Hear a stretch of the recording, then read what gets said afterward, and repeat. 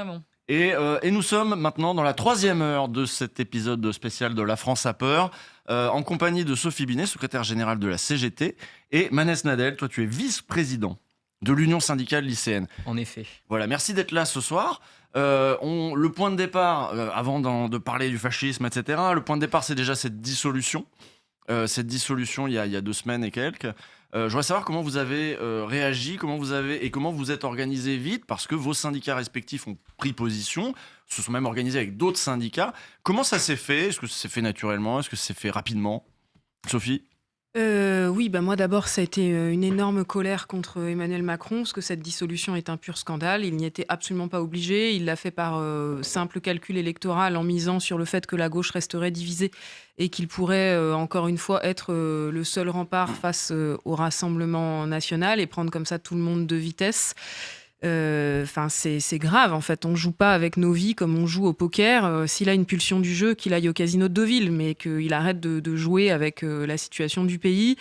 Et je pense que par cette décision, il a démontré qu'il restera définitivement dans l'histoire comme le pire président de la Ve République.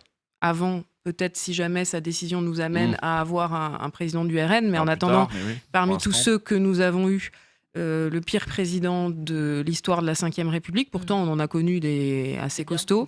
Et particulièrement Euh, pour une syndicaliste, les rapports avec les syndicats ont été catastrophiques. Il n'y a pas de dialogue, il n'y avait rien. Avec quoi. Emmanuel Macron, oui, Ouais. bien sûr. Et surtout, cette décision, en fait, elle démontre à quel point l'intérêt général lui a toujours très peu importé, puisque c'est une décision qui est dictée par juste un calcul électoraliste, qui en plus est un mauvais calcul, parce qu'on voit qu'il ne fonctionne pas aujourd'hui.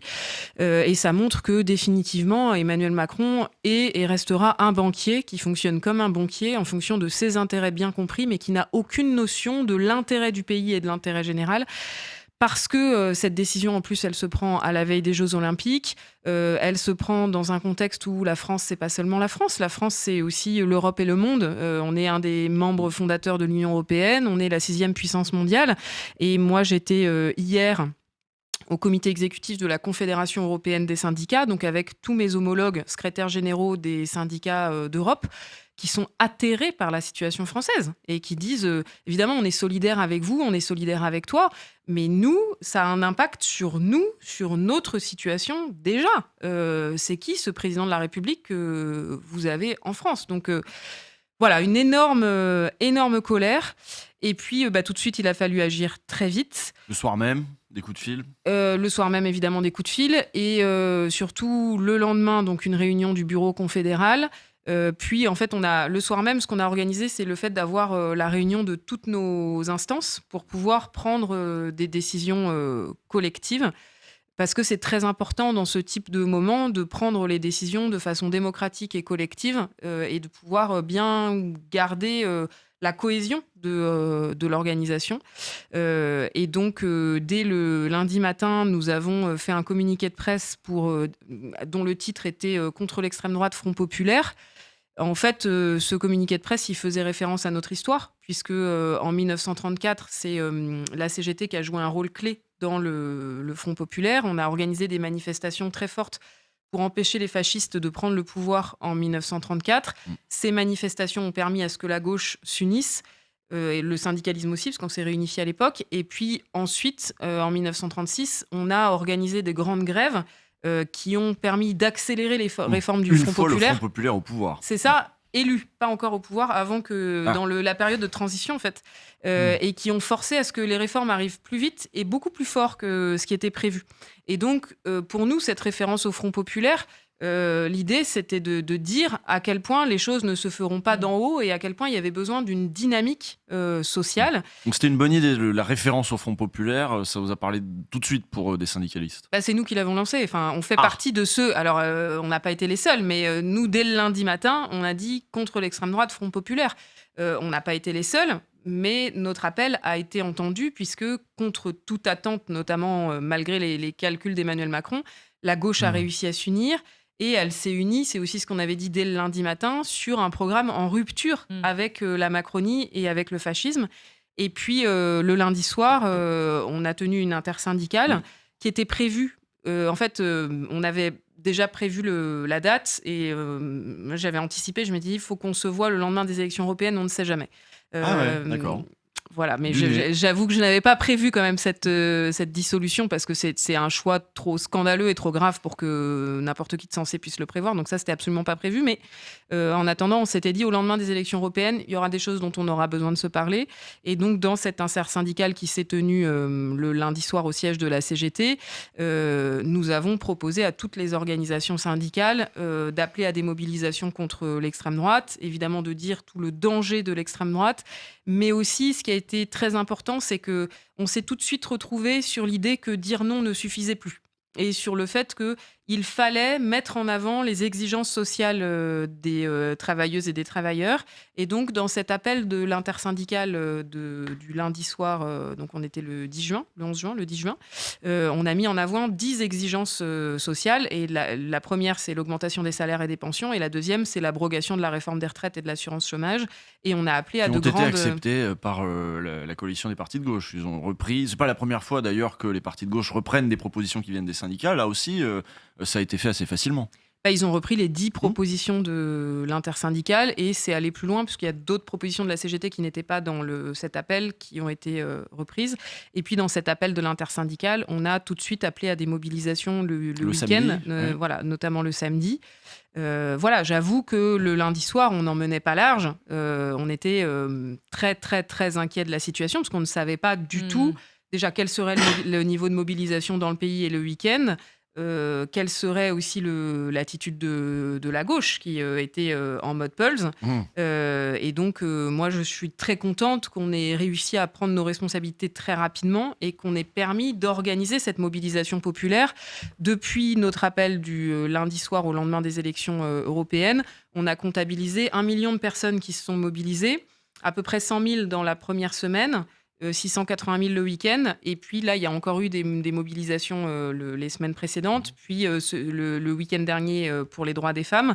Et ça, cette dynamique populaire, elle est déterminante. À la fois, ça a été déterminant dans les 5 jours de négociations à gauche. Oui, ça a poussé à l'union. Voilà. Ça a mis les partis face à leurs responsabilités. Sinon, ça là. n'aurait pas eu lieu. Oui, Sinon, il y a eu une pression c'est pas pour rien importante. que Macron a organisé sa dissolution. C'est parce qu'il avait de sérieuses raisons d'être sûr que la gauche ne réussirait pas à se mettre d'accord. Et on a réussi à déjouer ces pronostics grâce à la mobilisation populaire. Donc ça, c'est un point qu'il faut vraiment garder en tête. Il n'y a rien qui arrive du ciel. Tout arrive grâce à la mobilisation sociale. Et Manès, même question aussi sur comment ça s'est fait le dimanche soir et puis le lendemain. Comment tu contactes les autres, qui est d'accord parce qu'après, on t'a vu au meeting. Je crois qu'on va voir un extrait après. Mais on vous a vu tous les deux d'ailleurs au meeting à Montreuil. Mais comment, voilà, est-ce que ça s'est fait facilement? Est-ce que tout le monde a pris la mesure tout de suite du drame dans les syndicats lycéens? Et avec quels autres syndicats vous avez pu organiser ça? Comment ça s'est passé? Oui, dès la déclaration de Macron, en fait, dès qu'il y a eu cette volonté affichée de dissoudre l'Assemblée nationale le soir même, c'est-à-dire avec un délai très court pour faire ces élections législatives, nous, on a pris la décision de vraiment pas bégayer, et ce qui a fait qu'on a été les premiers à communiquer publiquement en tant qu'organisation syndicale sur le sujet, c'est-à-dire à 21h30 en fait, en appelant à la formation d'un bloc antifasciste large pour faire face à l'extrême droite dans les urnes et dans la rue.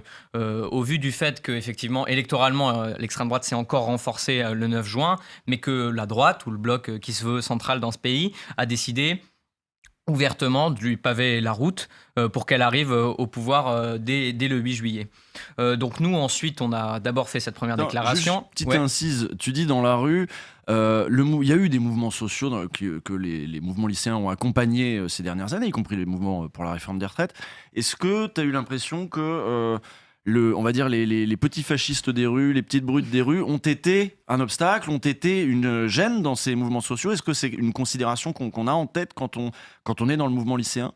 Bien sûr, il y a un risque. Nous, on vit avec le risque en tant que militant lycéen, en tant que militant de gauche, d'être mis en danger par l'extrême droite. En l'occurrence, là, on a quand même été, avec l'Union étudiante, on a en fait appelé à une première manifestation dès le lundi et le mardi soir. Appel qui a été rejoint par la CGT. Et ce qui a fait, c'est que c'est cette grande manifestation là du lundi soir qui est allée devant le siège des écologistes et qui a fait qu'il y a eu une pression populaire à ce moment-là pour qu'il y ait cette union politique. Cette union politique, nous, on décide désormais de la soutenir seulement parce qu'elle s'est faite sur un programme quand même de rupture, un programme assez radical qui permette de répondre aux aspirations populaires en France. Et je pense que si ce programme n'est pas respecté, il y a un vrai risque que l'arrivée au pouvoir de l'extrême droite soit encore plus forte ensuite. Parce que là, la gauche, d'une part, elle n'a pas le droit à l'erreur électoralement. C'est-à-dire que là, si on perd les législatives, c'est déjà l'extrême droite. Il faut mesurer ce que c'est quand même pour un certain nombre de catégories de population dans notre pays. Et si on arrive malgré tout au pouvoir, là, le 8 juillet, si ensuite on n'applique pas un programme qui puisse répondre à ces aspirations, qui puisse très vite en fait hausser le niveau de vie des Français. Et je pense que pour ça, le contrat des 100 premiers jours de législature avec les 25 milliards, les mesures immédiates est plutôt une bonne chose. Si ça marche pas, en fait, les gens se diront ok, là on a vraiment tout essayé, et la droite et la gauche, donc il ne restera que l'extrême droite. Et après, au niveau des mobilisations, il y a eu un sursaut évidemment quand même assez fort. Le risque, c'est que maintenant ce sursaut, moi j'ai l'impression, s'essouffle un petit peu, et on n'a pas la dynamique populaire qu'il pouvait y avoir le 9, le 10 et le 11 juin. Ah bah oui, moi c'est un sentiment que j'ai, et je le dis, ça me pèse de le dire, parce que j'ai quand même l'impression que c'est vrai. C'est-à-dire qu'il y a quand même des mobilisations qui sont un peu moins fortes que juste après la dissolution, et c'est notre rôle aussi en tant qu'organisation que d'essayer de les amplifier, de les accompagner, et de faire en sorte qu'il y ait quelque chose qui surpasse un peu les partis et qui dépasse cette dynamique-là pour vraiment porter le Front populaire dans les urnes. Et j'ai la conviction, moi, que si, notamment entre les deux tours, on n'a pas cette surmobilisation massive, le fait que tout le monde en parle à ses proches, etc. Effectivement, électoralement, il n'est pas certain du tout qu'on ait une majorité relative, voire absolue. Et là, on court un grand risque démocratique. Et tu étais allé mettre en garde les partis politiques donc à Montreuil la semaine dernière. Je vois qu'on regarde un petit magnéto dans lequel tu vas apparaître, on va voir ce que tu leur as dit, qui revient un petit peu sur cette séquence-là et sur le rôle des syndicats là-dedans. Que cette campagne avance, à mesure que cette victoire, alors relative ou absolue, du Rassemblement national se dessine, de plus en plus de catégories de fonctionnaires ou de syndicats de fonctionnaires, des magistrats, des cadres de l'enseignement prennent position, choisissent de prendre position, bref, de sortir de leur devoir de réserve.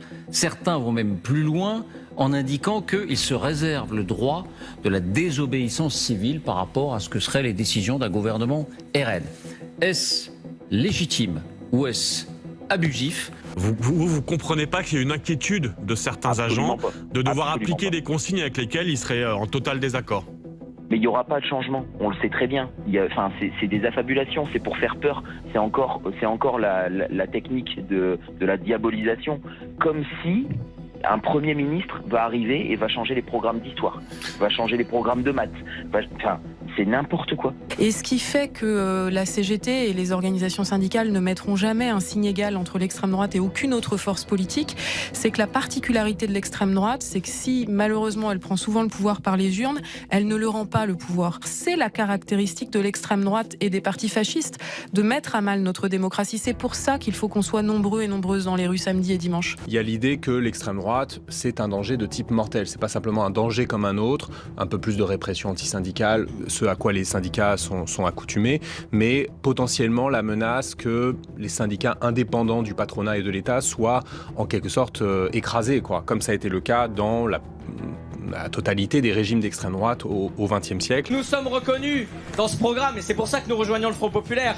Mais il faut le respecter, il faut le mettre en œuvre. Si vous oubliez la Kanaki, si vous oubliez la Palestine, nous ressortirons dans la rue. Je pense qu'il y a l'idée d'essayer de s'ancrer davantage dans la société, y compris par ce biais-là, et d'avoir un poids politique. On n'est pas un mouvement partisan, on ne va pas appuyer telle ou telle organisation politique, mais par contre on a un projet politique qui est au bon sens du terme, en quelque sorte, un projet de société que l'on défend, alors par nos moyens d'action propres, la manifestation de rue, éventuellement la grève, etc. Il y a un des enjeux derrière, c'est une forme de repolitisation aussi de l'activité syndicale. Et on va en reparler, j'ai noté cette formulation, repolitiser l'action syndicale, comment on fait. Mais avant tout, je m'excuse auprès de Salomé, que j'ai oublié de présenter quand j'ai lancé le plateau. Désolé, c'est qu'on se voit trop. C'est ça, c'est mon troisième plateau surtout, je commence à être un peu claqué. Le mansplaining est partout. Ah, je suis désolé, voilà, la honte. La honte. Pas du tout. Mais du coup, je te donne la parole. C'est gentil, merci beaucoup. Excuse-moi, Salomé. Mais non, mais vraiment, aucun problème. Je me permets juste de rebondir justement sur cette implication des syndicats qui, là, appellent ouvertement à voter pour le Front populaire. On a vu dans ce magnéto et on l'a vu dans les médias, ça a suscité beaucoup de critiques de personnes qui disaient mais c'est pas le rôle de la CGT d'appeler à voter pour un parti politique. Il sort complètement de son rôle de syndicat. Vous, qu'est-ce qui vous a poussé à prendre vraiment cette décision de vous positionner et de prendre ce risque-là, de vous exposer à ce type de critiques ? Évidemment, c'est la gravité du moment. C'est le fait que quand on est dans un moment où l'extrême droite peut arriver au pouvoir, on ne peut pas rester les bras croisés et rester dans notre quant à soi en disant c'est bon, ça ne nous regarde pas et puis les gens feront ce qu'ils ont à faire. C'est pas possible. Mais on a entendu des personnes, même y compris des personnes qui faisaient partie de la CGT, qui disaient mais moi j'ai le droit de voter pour le parti qui m'inspire et on n'a pas à se positionner là-dessus. Je me sens même trahi. Ça, c'est quelque chose qui est passé ce matin, il me semble, sur France Inter. J'ai entendu. Oh là, il passe Ils sont n'importe allés- qui sur Ils France savaient Inter. trouver quelqu'un qui Fameux justement téléphone disait sonne. ça. D'accord. Non, mais comment est-ce que vous répondez à ceux qui vous disent que votre rôle, c'est de défendre les travailleurs? En fait, c'est que justement, nous, notre appel, il se fait à partir de la défense des travailleuses et des travailleurs. D'abord, pour dire qu'il n'y a pas pire ennemi pour les travailleuses et les travailleurs que l'extrême droite. Je pense qu'il faudra y revenir et prendre du temps pour décrypter le programme du Rassemblement national que l'on connaît maintenant, puisqu'ils l'ont rendu public lundi.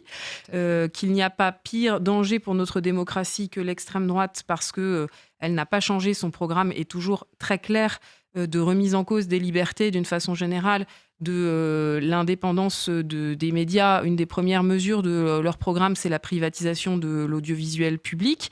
Ils portent la remise en cause de l'indépendance des juges et de la justice. Ils contestent notre Constitution. Ils remettent en cause les libertés fondamentales des travailleuses et des travailleurs, à commencer par le droit de grève. Et puis, de l'autre côté, cette position à voter pour le Front populaire, d'abord, ce n'est pas un parti, c'est une coalition qui rassemble quasiment toute la gauche, en fait, et donc qui rassemble très large, parce qu'effectivement, la CGT est indépendante, mais elle n'est pas neutre. Et donc, nous nous positionnons toujours sur les grandes questions de société. La CGT s'était positionnée, par exemple, quand il y avait des référendums sur les questions européennes, on s'était positionné. Et puis, la CGT s'est toujours positionnée face à l'extrême droite de façon très, très claire. En 2022, en 2017, Emmanuel Macron devrait se souvenir que nous avions appelé à faire barrage à Marine Le Pen et donc à voter pour lui. J'ai voté pour lui Et 2 ça fois. n'a pas fait scandale comme ça à l'époque. C'est ça les avait pas dérangés à l'époque, bizarrement. Et En puis, 2017, Alliance Police appelait à faire barrage. C'est Voilà. incroyable. Voilà. J'ai vu ça, cette info, il n'y a pas longtemps. Donc, comme quoi, ça peut être dans notre rôle C'est syndical. plus incroyable que la CGT. Et donc, dans notre histoire, c'est arrivé à de multiples reprises contre l'extrême droite, mais aussi en pour. On avait appelé à voter pour la gauche en 1981, en 1974, en 1945, en 1936, etc. Donc, à chaque fois, c'était sur la base du programme, parce qu'il répondait aux besoins des travailleuses et des travailleurs. Et là, c'est ce que nous avons fait. Nous avons comparé les programmes aussi, et nous avons vu qui propose d'abroger la réforme des retraites. Le nouveau Front populaire et le Rassemblement national maintenant avoue qu'il ne va pas le faire ou qu'il va le remettre en fonction de l'état des De finances l'audit, publiques. oui. Sauf qu'on sait ce que va donner cet audit. La Pardon. dette a été creusée par Emmanuel Macron, donc ils ne vont jamais abroger cette réforme des retraites. Donc c'est en fonction des revendications des travailleuses et des travailleurs que nous avons pris cette position. Et puis enfin, pour ceux qui disent que c'est pas le rôle des syndicats, moi, je les invite à regarder ce qui se passe un peu à l'international. La France, c'est un des pays dans lesquels les syndicats sont le plus indépendants et le plus distants des partis politiques, On contrairement parle à de ce Charles qu'on entend. Damien dans le chat. Ça y est, c'est à peu près acquis, je pense, ça. Oui, Ou on y revient, peut-être on explique la charte d'Amiens, parce qu'à l'inverse, elle n'empêche pas d'appeler à voter. non, mais bien sûr. Enfin, la charte d'Amiens, elle date de 1907. Et après, on a appelé plein de fois à voter. Je le rappelle, 36, 45, 74, 81 et plein d'autres fois. Et cette charte d'Amiens, elle marque l'indépendance des organisations syndicales vis-à-vis du politique. Donc la CGT, elle garde son indépendance et sa liberté de ton et de critique. Et d'ailleurs, j'ai un certain nombre de critiques par rapport à, y compris au programme du nouveau Front populaire, qui ne, c'est pas le programme de la CGT. Et il y a beaucoup de nos revendications qui n'y sont pas.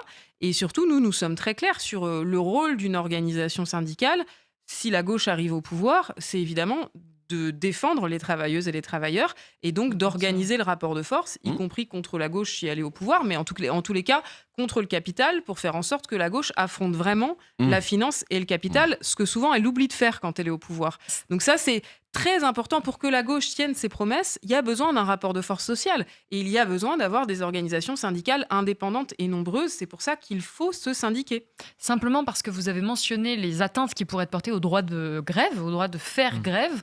Qu'est-ce qui nous prouve ou qui nous indique que si le Rassemblement national arrive au pouvoir, on ne pourra plus faire grève? Dans leur programme. C'est dans leur programme. Je crois que sur les vacances, Il me semble que c'est dedans. Alors, en fait, c'est dans les. Après, ils changent tout le temps de Là, programme, c'est pas donc, dans le programme qu'ils ont publié Oui, parce lundi. que moi je l'ai lu ce matin, là, Voilà. le programme. Dans le programme qu'ils ont publié lundi, ils ne parlent pas des organisations syndicales.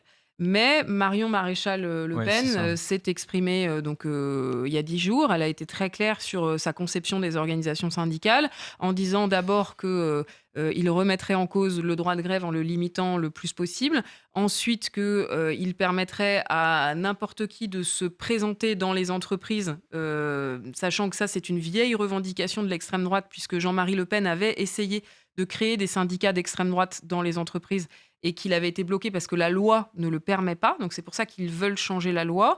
Elle a aussi dit qu'il remettrait en cause le financement des organisations syndicales. C'est ce qui garantit notre indépendance, le fait d'avoir un financement fondé sur la représentativité, qui évite que le patronat ou les pouvoirs publics choisissent leurs interlocuteurs. Elle a aussi dit qu'elle remettrait en cause le droit syndical et donc les possibilités d'avoir des militantes et des militants qui ont du temps pour pouvoir militer. Donc en fait, elle a dit qu'elle remettrait en cause toutes les libertés syndicales, tout simplement. Et on sait aussi, parce que nous observons ce qui se passe dans les autres pays du monde et les autres pays européens, qu'une des premières choses que l'extrême droite fait quand elle arrive au pouvoir, c'est s'attaquer aux syndicats parce qu'elle sait que c'est son principal ennemi. Et donc, c'est ce qu'elle fait en Argentine, c'est ce qu'elle fait en Italie, c'est ce qu'elle fait en Russie, où Poutine briser les s'est attaqué à tous y les compris syndicats avec des indépendants. milices patronales, des milices d'extrême droite. Enfin voilà, c'est une vieille histoire aussi. Oui, pour pouvoir reprendre la main sur les syndicats et avoir des syndicats à la main du patronat et à la main de l'extrême droite. Et à l'inverse, question peut-être pour Manès, on a vu évidemment un regain d'intérêt pour les syndicats dans la séquence de la réforme des retraites. Et j'ai cru lire aussi il y a quelques jours ou aujourd'hui que pareil, il y avait eu des adhésions nouvelles ces derniers temps. Tu as constaté ça, un regain d'intérêt, y compris chez les lycéens, pour leurs syndicats lycéens? Oui, il y a beaucoup de gens qui rentrent en contact en fait avec nous, notamment là dans la période qui s'est ouverte le 9 juin. Ouais. Après, là, nous, la difficulté en termes de mobilisation, c'est qu'il y a plus court du tout. Donc en fait, on peut pas mobiliser comme on le fait d'habitude, mais par contre, on va quand même mettre toute notre énergie pour faire voter pour le nouveau Front populaire. Alors, c'est intéressant parce que vous dites faire voter pour le nouveau Front populaire, mais les lycéens, pour la plupart d'entre eux, ne peuvent pas voter. Donc, quel est l'objectif? Il y a des vieux lycéens. On imagine bien qu'il y en a que c'est aussi de politiser, évidemment, sur le long terme. Ils peuvent faire voter leurs parents. Voilà, donc qu'est-ce que... Non, mais quel est le... Voilà, laisse s'il te plaît répondre notre invité. Quelle est la stratégie d'un syndicat lycéen dans un moment comme celui-ci pour avoir des votes immédiats, sachant que votre public, il est mineur pour la plupart? Bah oui, mais les mineurs, déjà, effectivement, comme l'a dit Usul, ils ont une famille, ils ont des proches, ils ont des amis, et c'est ça qui compte. Et on sait que souvent, les personnes qui sont militantes, engagées, l'avantage, c'est qu'on fait voter quand même pas mal autour de ça et autour de soi. Et moi, je pense que c'est ça qui va être vraiment l'issue du scrutin, c'est-à-dire que là, il devrait y avoir normalement une grosse majorité de circonscriptions nouveau Front populaire, extrême droite, et beaucoup plus de triangulaires qu'avant. Et donc vraiment, je pense qu'il y a des endroits où ça va se jouer à très très peu de choses. Et il est vraiment hyper important de mobiliser. Et surtout, quand on voit d'autres organisations ou d'autres personnes qui hésitent beaucoup plus à s'engager, si Bardella est Premier ministre le 8 juillet, comment on va se regarder dans la glace après? On sait très bien qu'on va être les premiers concernés. Et je rebondis sur cette histoire de droit syndical. Alors pour nous, c'est différent. On n'est pas considérés comme des syndicats en tant que tels, mais on sait par exemple qu'aujourd'hui, il y a une répression contre les syndicalistes lycéens et étudiants qui est très forte, notamment quand ils se mobilisent sur la question palestinienne. Et récemment, il y a eu des interpellations, des violences policières. Ça, évidemment, ça va être puissance 10 avec le RN au pouvoir ou avec une coalition, je ne sais pas trop sous quelle forme. Et en plus, le RN propose une mesure qui devrait plaire à un certain nombre de macronistes, je pense, qui est de conditionner les bourses et les aides affectées aux lycéens et lycéennes à... On ne sait pas trop, à leur discipline, exactement. Et ça peut tout à fait être utilisé contre des personnes qui seraient amenées à bloquer les lycées. On se rappelle par exemple que la loi LOPMI, qui avait été passée, je crois que c'était il y a 1 an et demi ou 2 ans, déjà restreignait beaucoup le droit relatif de bloquer son établissement ou de se mobiliser en son sein. C'est évident que si l'extrême droite est au pouvoir aujourd'hui, ça va être encore démultiplié. Et c'est très grave, parce que la démocratie, c'est souvent l'analogie qu'on fait avec la grenouille dans l'eau bouillante, ou je ne sais plus exactement ce que c'est. Mais en fait, l'extrême droite au pouvoir, du jour au lendemain, on ne va pas se retrouver avec aucune liberté. Ça va se faire petit à petit, et ça se fait déjà petit à petit. Et on ne se rend pas compte. Mais nos droits démocratiques sont de plus en plus bâillonnés.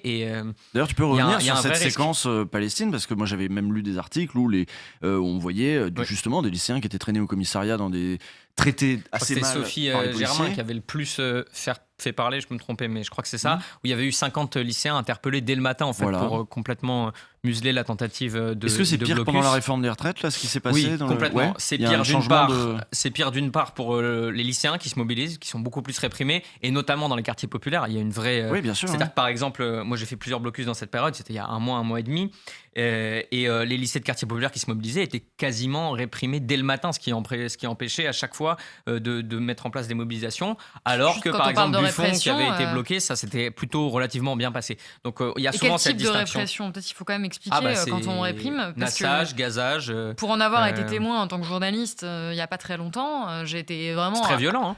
extrêmement. Témoin de quoi de... Il y a 2 ans, j'étais allée couvrir une des mobilisations lycéennes dans Paris. D'ailleurs, je crois que c'était le t'as lycée regardé comment on Racine. traitait les lycéens Et je me disais, c'est quand même des mineurs. Je pense pas qu'ils vont y aller aussi fort qu'en manifestation. Et à l'époque, c'était non, il y a 3 ans, c'était contre des lois sanitaires. Donc ça datait Moi, du Covid. je me souviens de trucs à Et- l'époque de et je- Hollande où ça Et tapait je me déjà sur souviens les qu'ils lycéens. avaient. Non, mais là, Et j'ai vraiment vu qu'ils Mm. pouvaient frapper, matraquer, Ah oui, oui. gazer, charger des mineurs, quoi. Donc là, aujourd'hui, c'est ça qu'on risque, enfin, que vous risquez. Ah mais on ou le les- risque. Je pense que c'est aussi pour ça que les consciences déjà un peu militantes, il y a eu un vrai sursaut et une vraie remise en question de ok, là il faut quand même qu'on en fasse un peu plus parce que l'arrivée au pouvoir de l'extrême droite, on va la ressentir dans notre chair. Et c'est aussi ça pour les personnes qui appartiennent à des minorités, que ce soit ethniques ou de genre, qui vont se retrouver vraiment avec des restrictions de leurs droits très fortes et tout simplement qui vont être traitées d'une manière complètement inhumaine. Et pourtant, Et- il y a plein de jeunes qui sont aussi pour l'extrême droite. Bien sûr, à nuancer, puisque. Oui, bah oui, quand même. À nuancer, parce que le premier parti des jeunes, c'est Il y a l'abstention. toujours des jeunes de droite, c'est les enfants de bourgeois. Bah, mais... il y a. Non, c'est pas Là, vrai. juste, Il y a ils une sont tendance- devenus il y a d'extrême il y a droite. une Il y a une tendance au augmentation, global. comme dans le reste de la population, des votes des jeunes pour l'extrême droite et qui, pourtant, pourraient aussi être victimes de Bah. ce type de mesures répressives. C'est des dynamiques Peut-être pas dans les complexes, mêmes lycées. mais après, effectivement, moi je vois surtout une forme de dynamique de jeunes un peu dans le masculinisme de l'extrême Tout à droite. fait, Ça, tout à ça fait. s'observe même à l'international. Il y a des études à ce Oui. sujet, c'est-à-dire un peu de personnes on peut qualifier ça de frustrées, ou je sais pas comment on pourrait appeler ça, mais en tout cas qui se retrouvent à Dans la aller rhétorique. à l'extrême droite par le terrain du masculinisme, etc. Incel, Notamment, c'est ce mouvement incel, et notamment en Espagne, l'extrême droite joue beaucoup sur ça. Un peu moins en France, mais il y a cette tendance aussi. Oui, ça Après, existe, je pense ça qu'au global, chez les lycéens, il y a quand même une conscience un peu plus à gauche que la moyenne des Français. Je pense qu'il y a un certain nombre de chiffres qui pourraient étayer ça.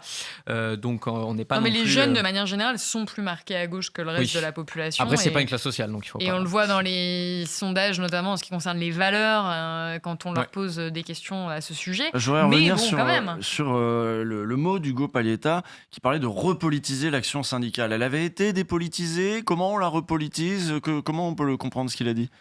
Comment vous voyez ça? À la CGT. C'est un vaste débat. Dépolitisé, moi je pense pas, parce qu'on a toujours pris nos responsabilités sur le rapport aux politiques. Oui, il y a des Après- syndicats qui dépolitisent plus l'action syndicale que Voilà, d'autres. et C'est pas le puis, rôle c'est pas le cas et de la puis, CGT. c'est ça, il y a des effets balanciers en fait. Moi, je pense qu'il y a des choses dans lesquelles il faut surtout pas retomber. C'est la vision courroie de transmission avec des syndicats qui sont vus comme les supplétifs de l'action politique et qui sont là pour appliquer.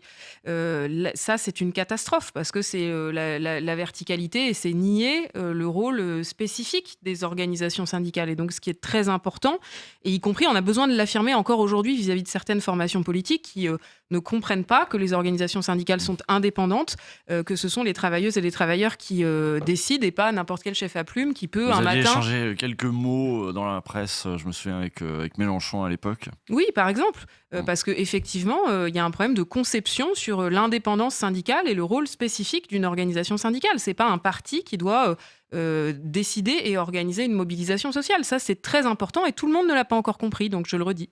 Et là, ça se passe bien avec le nouveau Front Populaire? Écoutez, les choses vont tellement vite que les relations sont... Voilà, on n'a pas le temps de perdre Il y du a temps. pas eu vous n'êtes pas revus depuis, à part, je sais pas, non, il n'y a pas eu d'occasion? Vous voyez pas, vous n'êtes pas en contact?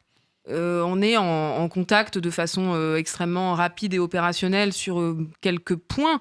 Mais là, moi, le message que je veux passer, c'est un double message. Le premier, c'est là, on a besoin que tous les candidats et candidates soient bien conscients de leurs responsabilités pour tenir leurs engagements et pour tenir le programme sur lequel ils s'engagent, parce que effectivement, si ces promesses sont trahies, c'est un boulevard pour le Rassemblement national et ça sera une nouvelle catastrophe. Donc là, il y a un programme qui est clair, il faut le tenir et se battre pour l'appliquer. Et puis le deuxième message que je passe, c'est il faut être à la hauteur de la gravité du moment. Et donc, il y a des enjeux de personnes, des enjeux peut-être d'appareils, etc., qu'il faut être capable de mettre de côté. On est dans un moment où tout le monde fait énormément d'efforts de responsabilité. Tout le monde doit prendre ses responsabilités. Et il faut comprendre qu'aujourd'hui, l'enjeu, c'est de rassembler et c'est aussi de renouveler. Et donc, moi, ce que je dis et ce que je peux redire, c'est que la retraite à 60 ans, c'est pas seulement un slogan, ça doit aussi être mis en œuvre. Et quand on a un certain âge, on doit laisser la place à des nouvelles générations, accepter aussi qu'il y ait une féminisation des directions et ne pas s'imposer alors qu'on clive et qu'on ne rassemble pas. Moi, j'aurais une question sur justement cette hypothèse où la gauche arriverait au pouvoir, ou en tout cas, si elle arrivait au pouvoir, qui serait qu'elle pourrait se hollandiser et qu'elle pourrait finalement trahir ses promesses. C'est finalement le cœur de votre discours dont on a vu un extrait, c'est de dire on va pas laisser cette gauche-là redevenir une gauche qui collabore avec la droite et qui fait passer des mesures qui sont libérales, qui vont à l'encontre des droits des travailleurs et des travailleuses, parce que sinon on en reprend pour 10, 20 ans avec de la droite, voire de l'extrême droite. Comment est-ce qu'on peut s'assurer aujourd'hui que le Front populaire va pas, même s'il est élu, remettre en place ce type de dispositif politique, ne va pas s'éclater, sachant qu'il a au sein même de son alliance des figures plutôt libérales, ou en tout cas qui ont mené des politiques libérales, telles que François Hollande lui-même, peut-être Manès. Bah oui, effectivement, c'était un peu ce que je disais à Montreuil. Après, moi, mon sujet n'est pas d'aller dans les polémiques de personne. Franchement, je pense que... Je vais pas taper sur Hollande. Non, mais sur personne. Mais je pense que d'ici au 8 juillet, on n'a pas le temps, en fait. Genre, on va pas perdre du temps à ça, alors de toute façon, il y a déjà, grosso modo, une candidature dans chaque circonscription, et on va pas se mettre à créer un nouvel accord à côté ou je ne sais quoi. Sans créer un nouvel accord, mais sûr, comment non, on est Je sûr vais répondre sur une fois que le Front populaire est au pouvoir. Déjà, il y a une possibilité que le Front populaire soit peut-être majoritaire relativement, ou que la situation politique le contraigne à s'allier avec le centre. C'est une possibilité dont on parle assez peu, mais qui est quand même assez forte. Dans ce cas-là, moi je pense que si on est dans une situation à ce point tendue démocratiquement, la gauche n'a absolument pas à se salir et à aller s'allier avec des macronistes. Et on voit par exemple, effectivement, allez, je vais déroger à ce que j'ai dit tout à l'heure, cet ancien ministre qui rejoint le Front populaire. Mais je pense que... une minute, ça j'ai pas trop tenu mes promesses. mais en l'occurrence, c'est un vrai risque. Et il faut vraiment, c'est ce que je disais, s'ils abolissent pas Parcoursup, on fera ce qu'on fait d'habitude. Après, c'est pas une question de modalité d'action. De toute façon, les mouvements sociaux, ils ont grosso modo les mêmes modalités d'action, quelles que soient les périodes politiques, etc. C'est plutôt leur niveau qui change et leur spontanéité, etc. Mais je pense qu'il va y avoir une nécessité de le faire. Et si on prend l'exemple de 81, c'est aussi qu'en 83, il n'y a aucune dynamique populaire qui soutient réellement ce que met en œuvre Mitterrand, comme si les choses allaient passer toutes seules. Et en réalité, il y a ensuite les puissances financières qui repassent derrière. C'est comme ça qu'explique la situation. C'est Jean-Luc Mélenchon explique la situation comme ça. Comme il veut. Lui, je crois que vis-à-vis de Mitterrand, il était quand même... plutôt en accord, enfin je sais pas, en tout cas c'est pas trop mon problème, mais je pense qu'il y a vraiment une nécessité d'un changement radical, et si ce changement radical il n'est pas mis en œuvre, enfin on l'a déjà dit avant, on le dira peut-être après, mais c'est encore une fois un boulevard pour l'extrême droite. Et je voudrais rajouter une dernière chose du point de vue démocratique, puisqu'on arrive quand même sans doute vers une crise de type institutionnel, avec ces bouleversements là qui arrivent et qu'on n'arrive pas à prévoir. Je pense qu'il faut remettre le sujet de la 6ème République, ou en tout cas d'une démocratisation massive de nos institutions, sur le devant de la scène. Parce que honnêtement, on est dans un système politique qui actuellement ne convient pas du tout aux aspirations populaires, ou à la tripartition qui s'est mis en place dans ces dernières années. Et aujourd'hui, un paysage politique complètement éclaté qui laisse place à ce genre de monstres qui apparaissent. Et la première des choses, c'est de commencer par démocratiser les partis. Et les partis de gauche ont une responsabilité, parce que les fonctionnements sectaires n'ont plus leur place, et donc il y a besoin d'avoir des partis qui prennent la mesure de ce qui est en train de se passer dans la société et qui adoptent de vrais fonctionnements démocratiques. Moi, ce que je veux dire ici, je veux aussi passer un message à tous les abstentionnistes, parce que je sais que beaucoup ne vont pas voter parce qu'ils ont été déçus, trahis, ils se sont sentis floués. Aller voter, ça n'est jamais un chèque en blanc, ça n'est jamais un blanc-seing. Parce que allez voter. À un moment, il y a un rapport de force dans l'urne qui se crée avec notre bulletin de vote, un rapport de force politique. Mais ce rapport de force politique, il ne suffit jamais, puisque en face, il y a les forces de l'argent qui, quel que soit le rapport de force politique, elles continuent sur leur agenda. Et puis, on sait aussi que même si on arrive à faire que le nouveau Front populaire soit majoritaire, en face, l'extrême droite sera la première force d'opposition à un niveau inédit. Il y aura une force du fascisme dans le pays très forte. Et donc, du coup, il y a besoin de s'organiser collectivement et donc de se syndiquer, de rentrer dans des associations, d'adhérer dans des partis politiques, etc. pour s'organiser collectivement parce que les choses ne viendront pas d'en haut, ça sera impossible. Et quelle que soit la configuration, qu'on soit dans une configuration d'une bonne nouvelle avec la gauche qui gagne ou en cas de catastrophe fasciste, l'enjeu, c'est l'organisation collective.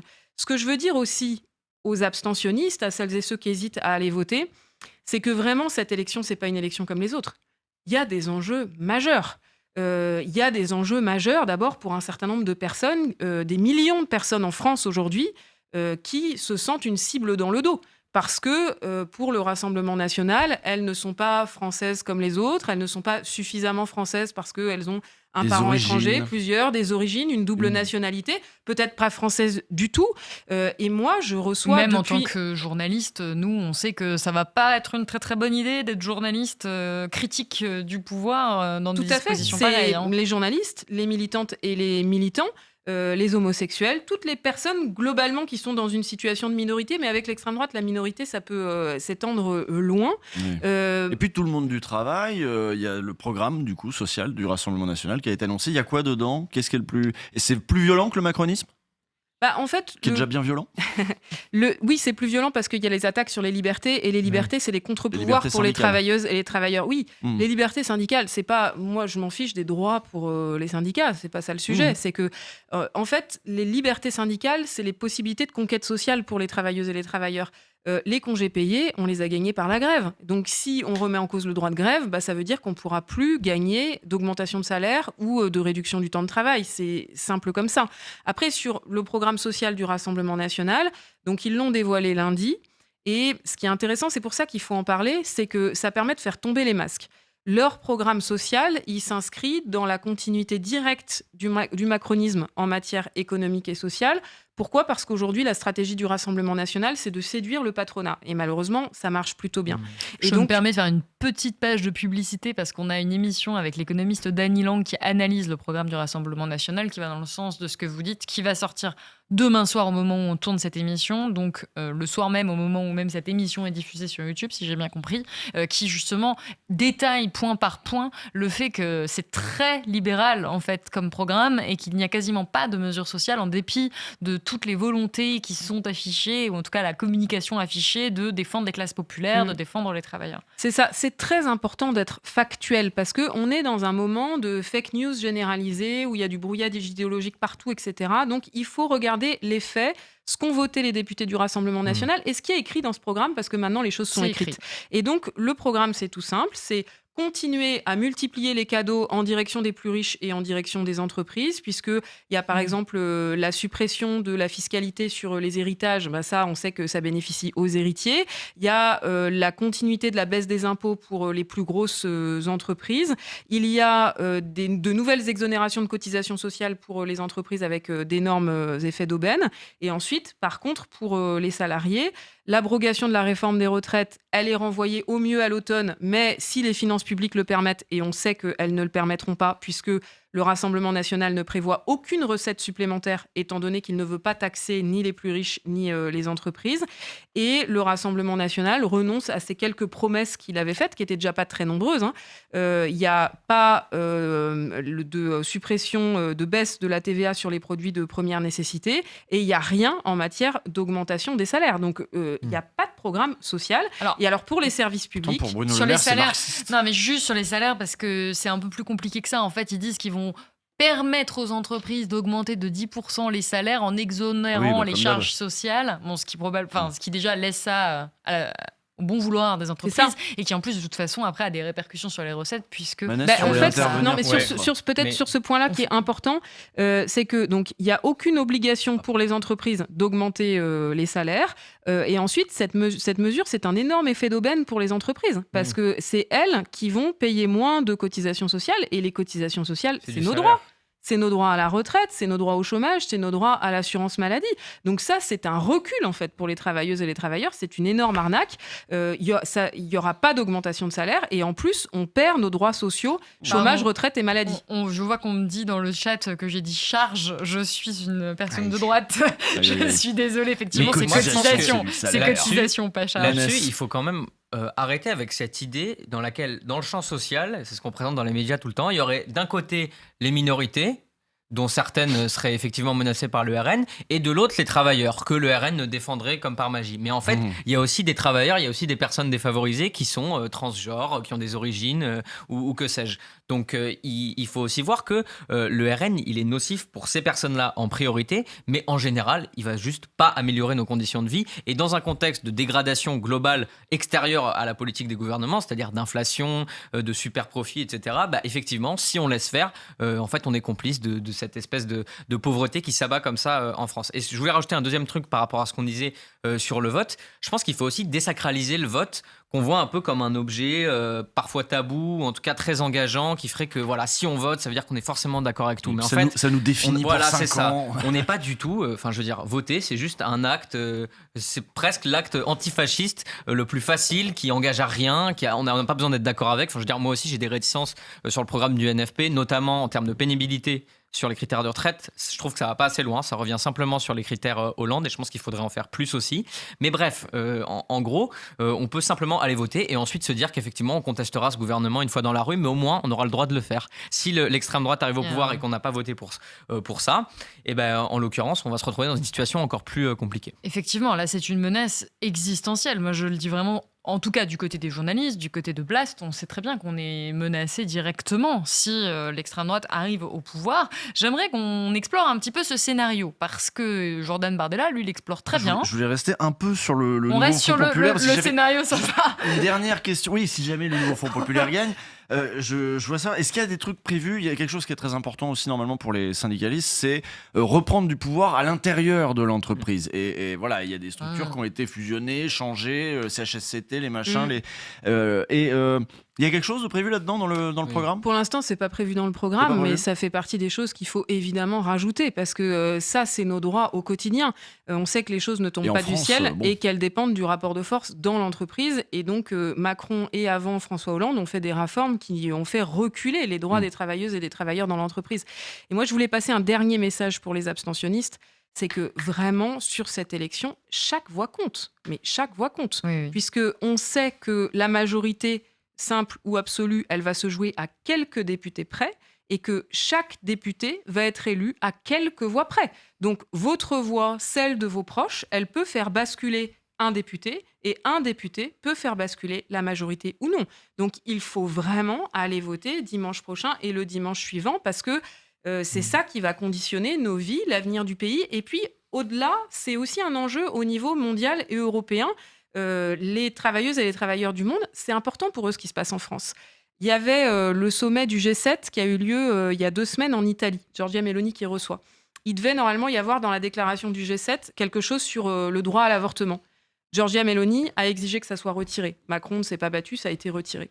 Le jour où l'extrême droite est au pouvoir en France, ça fait une deuxième force fasciste dans les puissances mondiales. Et donc, c'est un recul pour toute la bataille, pour la paix au plan mondial. C'est un allié pour Poutine, sachant qu'il y a une guerre actuellement en Ukraine. C'est un allié pour Netanyahou. C'est très dangereux pour la stabilité mondiale et la paix au plan mondial. Donc, dites-vous aussi que vos petites réticences personnelles, il y a des milliards de personnes qui comptent sur vous ce dimanche et dimanche prochain pour aller voter et aller bien voter. C'est pas seulement la situation des Françaises et des Français. Hein. C'est très bien formulé. Et alors du coup, si ça tourne petit mal, scénario, si ça tourne mal, Salomé. Parce que bon, là, le scénario qui est quand même très probable, c'est que le Rassemblement national obtienne une majorité, en tout cas eux, ils s'y voient déjà. Jordan Bardella arrête pas de parler comme s'il était déjà Premier ministre. Et il a expliqué récemment que s'il accédait à Matignon, il organiserait une conférence sociale à l'automne avec les partenaires sociaux, donc vous. Et la question qui se pose, c'est est-ce que vous iriez dialoguer avec un gouvernement de cet acabit ? Alors moi, je fais tout déjà pour éviter de me poser cette question et donc pour empêcher ce scénario. Je pense que c'est la première des choses.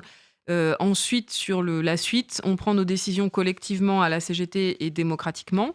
Et puis, on essaye aussi de les prendre en intersyndical pour avoir un front uni des organisations syndicales. Et donc, je pense que si ce scénario catastrophe se produisait, l'enjeu, ce serait clairement d'organiser la résistance. Voilà. Organiser la résistance, d'abord, ça veut dire faire front.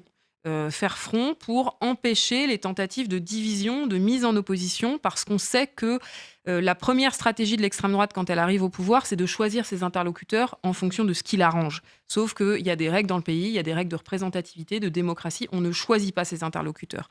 Et donc, première chose, faire front, les empêcher de choisir leurs interlocuteurs, faire front aussi pour être solidaire quand l'un ou l'autre sera attaqué. Donc, ça veut dire potentiellement faire front pour empêcher les attaques contre les médias. Ils ont dit qu'une de leurs premières réformes, ça serait la privatisation de l'audiovisuel public. En 15 jours, ils ont dit. En 15 jours, voilà. ils feraient ça. Et c'est un énorme Thibault enjeu Laurey. démocratique, puisque derrière, on sait que quand on privatise, donc c'est n'importe qui peut racheter. Qui est-ce qui a envie de racheter Radio France et France Télévisions, qui fonctionnent très bien, qui ont une énorme audience? C'est Vincent Bolloré. Et malheureusement, c'est pas le seul patron d'extrême droite, il y en a d'autres.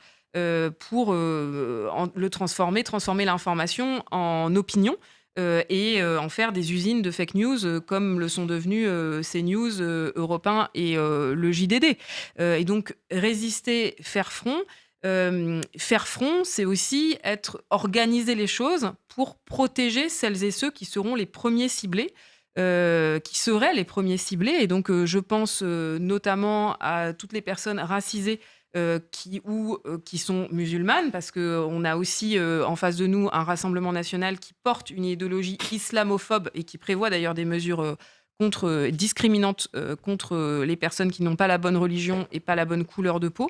Et donc, il y aura des dispositifs à mettre en place pour ne pas les laisser seuls, pour ne pas laisser seuls aussi les quartiers populaires qui, c'était dit dans le documentaire précédent, seraient les premiers évidemment à être ciblés. Donc il y a des stratégies à monter, bien sûr. Mais la dernière Tu as chose... prononcé le mot de résistance quand même, c'est-à-dire Oui.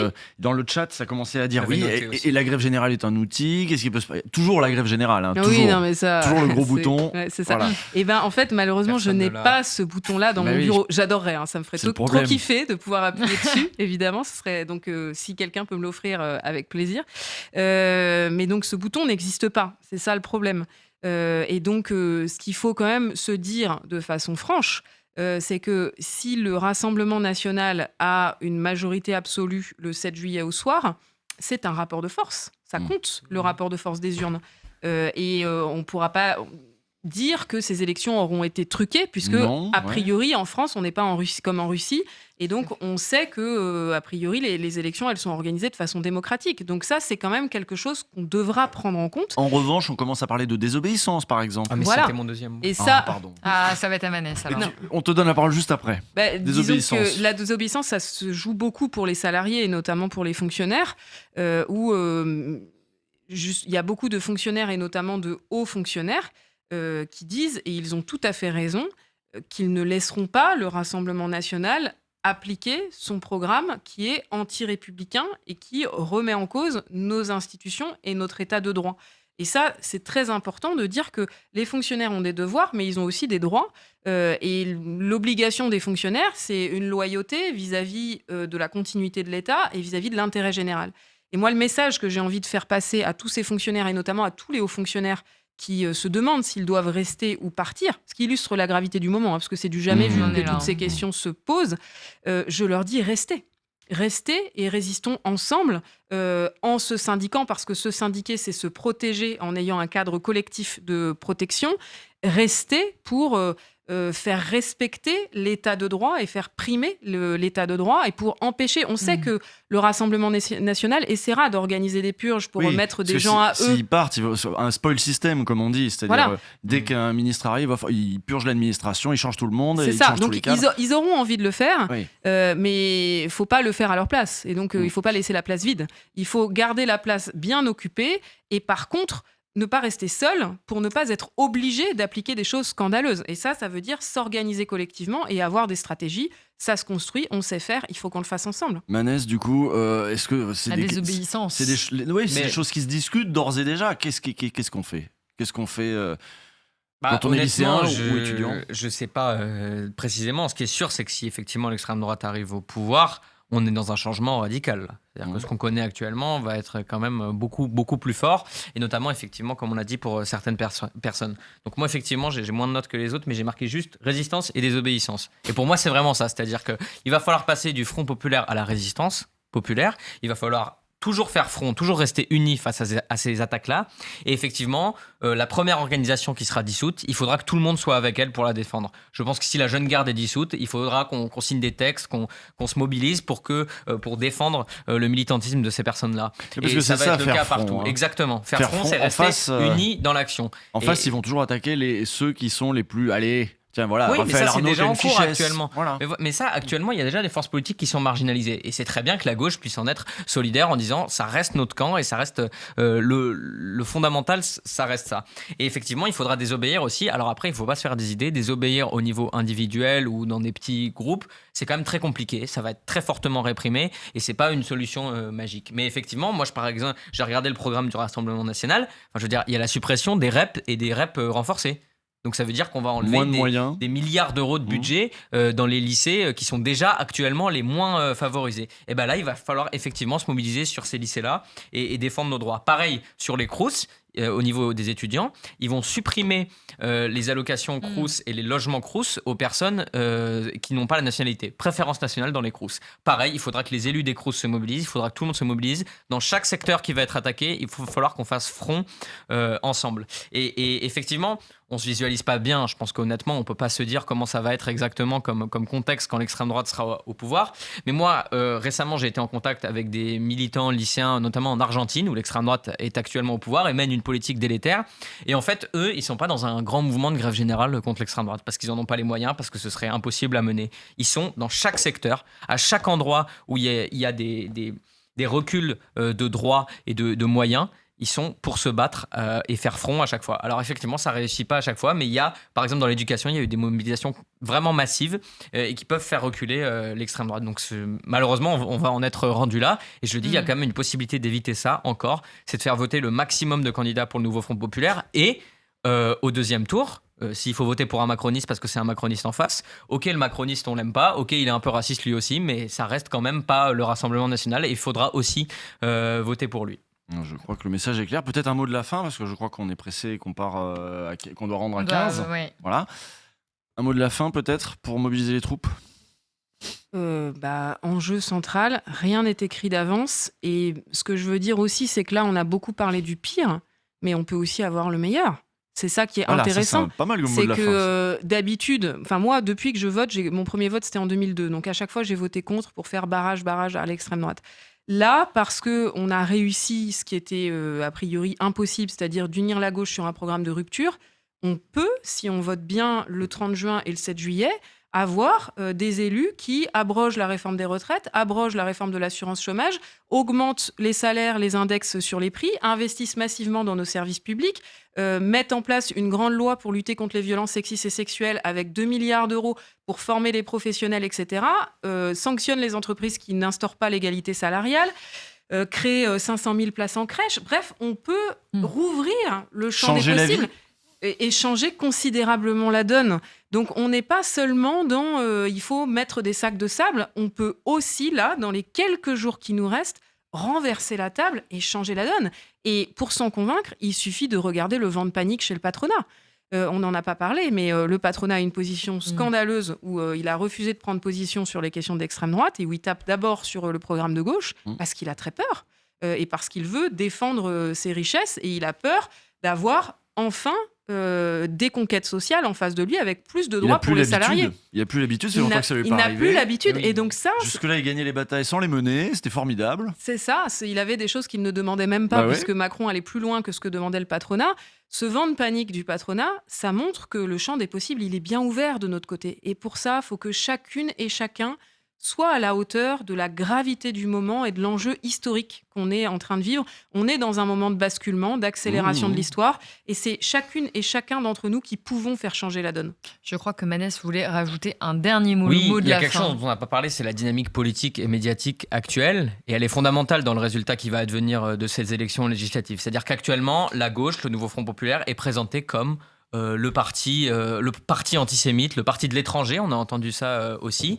Et le en parti fait, pas sérieux économiquement aussi. aussi également, mais en fait, il faut bien se rendre compte que ces personnes-là qui ont intérêt à ce que l'extrême droite ou la droite soit au pouvoir, pour leurs intérêts économiques, sont prêts maintenant à diviser le peuple, c'est-à-dire à le fragmenter entre ses origines, entre ses religions, entre sa couleur de peau, dans un intérêt purement de la gauche n'arrive pas au pouvoir. Et aujourd'hui, il y a beaucoup de gens qui commencent à se dire, effectivement, à croire à cette rhétorique des deux extrêmes, qui voudraient que ce serait aussi grave entre l'extrême droite et la gauche, et même qu'il faudrait voter pour le Rassemblement national contre la gauche, qui Ça, serait c'est Aurore antisémite. Berger, Ça a ça. été le sens aussi de ce qu'a dit Klarsfeld. Donc aujourd'hui, il y a effectivement des choses à reprocher. Il y a toujours des choses à reprocher à gauche, c'est clair, mais il y a une possibilité aussi de stopper cette division Oui. du peuple sur la base de sa religion et du fait de dire qu'on a une islamophobie ambiante et pour le coup d'atmosphère dans les médias en permanence et une instrumentalisation de l'antisémitisme. Si on veut stopper ça, si on veut stopper ces dynamiques qui non seulement nous divisent politiquement, mais peuvent même venir dans nos foyers commencer à nous diviser, alors il faut aussi voter pour le Nouveau Front Populaire parce que c'est l'occasion de faire émerger une forme d'harmonie entre les différentes communautés, si on peut appeler ça comme ça, et en tout cas de retrouver un peu de paix. Et je pense que les gens en ont besoin. Parce que c'est vrai que la fascisation, c'est un processus. Il y a des coups d'accélérateur, mais en fait, le processus, il faut l'arrêter à un moment. Ça peut être Et on peut l'arrêter. l'occasion, en effet.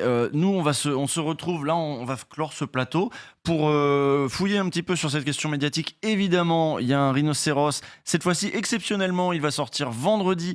Et on fait un exercice sur la question médiatique. On essaie de se demander ce que produirait, quels seraient les effets du RN au pouvoir. Vous allez voir, ça ressemble beaucoup à ce dont on parlait avec Hugo Paletta juste avant. Nous, on se le pose économiquement avec voilà. Dany Lang dans cette émission. Je me permets aussi la petite pub sur Mais oui. le programme économique du RN où on fait aussi une projection de à quoi ça ressemblerait une France, une économie dirigée par le Rassemblement national. Voilà, et si vous êtes sur le stream, sachez que les replays des 3 heures là vont être disponibles assez vite. La première heure est déjà disponible, celle avec Yoann Chapoutot.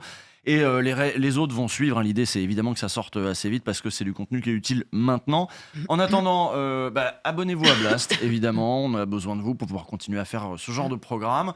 Je l'ai dit, donc Rhinocéros, je l'ai dit. Abonnez-vous, je l'ai dit. Merci, ça, je l'ai pas dit. Merci Sophie Binet d'avoir été avec nous ce soir. Merci Manès aussi, Manès Nadel. Merci de l'invitation. Hein. Et oui, et nous, on se retrouve très vite. On lâche rien.